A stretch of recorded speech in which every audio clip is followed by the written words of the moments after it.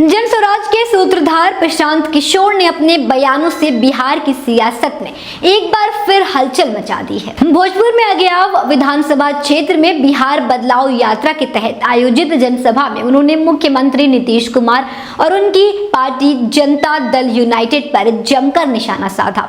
प्रशांत ने दावा किया है कि नीतीश कुमार का राजनीतिक सफर अब अपने अंतिम पड़ाव पर है। उन्होंने दावा किया है कि नवंबर के बाद ना तो नीतीश कुमार रहेंगे और ना ही जेडीयू का नाम। उन्होंने कहा, जब कोई कमजोर पड़ता है तो ताकतवर उस पर कब्जा कर लेता है, ठीक वैसे ही जेडीयू का दफ्तर भी बीजेपी का हो गया है और वहां मोदी की तस्वीरें लगी दिखेंगी। बता दें, प्रशांत किशोर ने सत्ता पक्ष के साथ साथ विपक्ष पर भी तीखा तंज कसा है। उन्होंने कहा है कि बिहार की जनता अब जाग चुकी है और वो भावनाओं की बजाय अब ठोस मुद्दे पर वोट देगी। जन स्वराज का लक्ष्य ऐसी राजनीति लाना है जहां नीति और नियत दोनों साफ हो।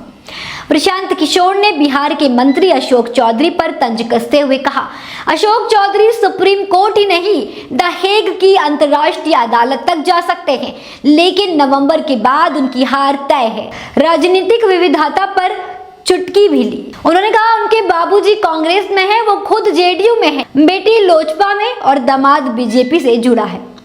प्रशांत ने चौधरी के प्रोफेसर बनने पर भी सवाल उठाया। उन्होंने कहा कि बिन परीक्षा और इंटरव्यू के पटना यूनिवर्सिटी में प्रोफेसर बन गए।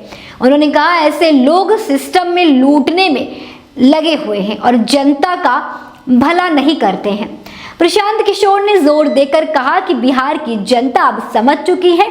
उन्होंने दावा किया है कि जन स्वराज एक नई राजनीतिक व्यवस्था लाए जहां भ्रष्टाचार और अव्यवस्था की कोई जगह नहीं होगी। प्रशांत ने जनता से अपील की है कि वे मुद्दों के आधार पर वोट दें और बिहार को बदलने में साथ दें। ऐसी ही खबरों के लिए देखते रहें द इंडिया लाइव।